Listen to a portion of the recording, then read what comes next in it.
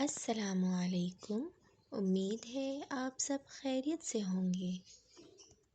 آپ تمام ناظرین کو پیارے اسلام کی جانب سے خوش آمدید۔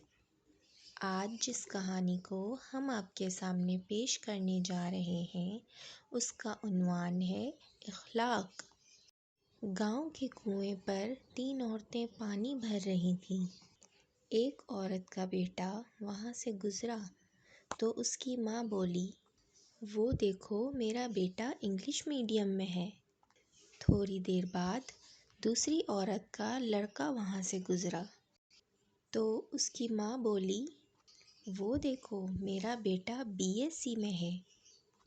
تیسری عورت کا بیٹا وہاں سے گزرا تو دوسرے بیٹوں کی طرح اس نے بھی اپنی ماں کو دیکھا اور ماں کے پاس آیا۔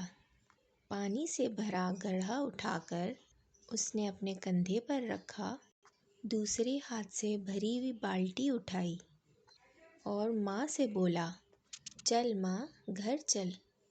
تو اس کی ماں بولی، یہ میرا بیٹا مدرسے میں پڑھتا ہے۔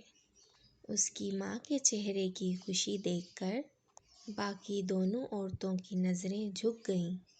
اس کہانی کا مطلب صرف یہ ہے کہ لاکھوں روپے خرچ کر کے بھی تمیز اور اخلاق نہیں سیکھے جا سکتے۔